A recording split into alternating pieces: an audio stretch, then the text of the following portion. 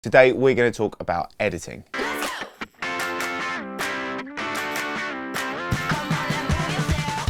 Editing is where you take hours and hours of footage that you've slaved over, done storyboards, scripts, and you cut them down into something worth watching. It's where you take your perfectly crafted shots and your not so great takes and you turn them into a masterpiece. It doesn't matter what editing software you use, as essentially they all do the same thing. What matters is that you tell your story the way you want to tell it. So I thought I'd put together this list of essential cuts every editor needs to know.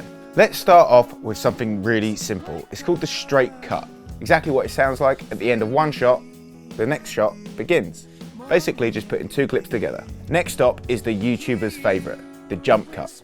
This could be used to jump forward in time quite quickly or take out long pauses in a piece to camera. My third essential cut, and this is probably one of my favorite ones, is the J cut. It's just simply leading into the next scene with the audio before the image. It's a pretty straightforward way of letting the audience know you're about to segue to a new scene or location.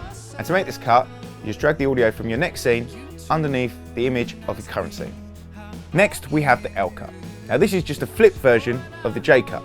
So instead of the next clip's audio going underneath the first clip, your first clip's audio leads into the next clip. This is a great way of cutting a conversation between two people. So before the first person stops talking, you would be cutting to the second person. This is great for reactions and changing the pace of the conversation. Next up is the action cut. Now this isn't a single cut, this is more of a way to build a sequence. So imagine you're editing a fight sequence. With every punch or kick, you're cutting to another shot. It's a great way of showing action. It doesn't have to be a fight scene, it could be a turn of the head or someone standing up.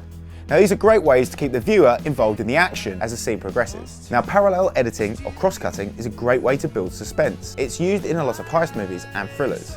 One of the most famous cross-cutting scenes is the opening to Strangers on the Train. This technique allows you to tell more than one story at the same time. The back and forth will build suspense and show different perspectives. Another great way to show time passing is the most 80s of all cutting techniques, a montage.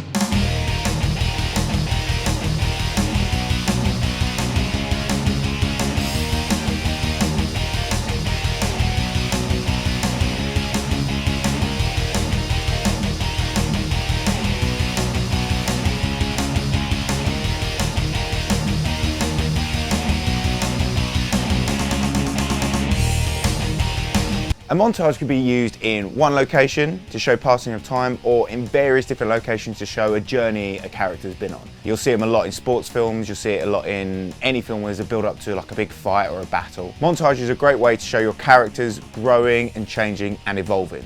Last but not least, the match cut. Match cuts are one of the most iconic and impressive editing techniques in filmmaking. It's matching the character's actions into the next scene, so it follows into the next shot, creating a fluid transition. Creating a seamless cut, it takes the audience from here to there without them realising what happened.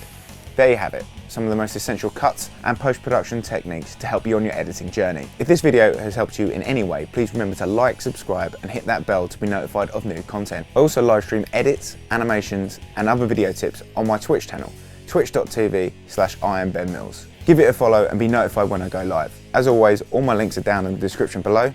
Take care and thanks for watching.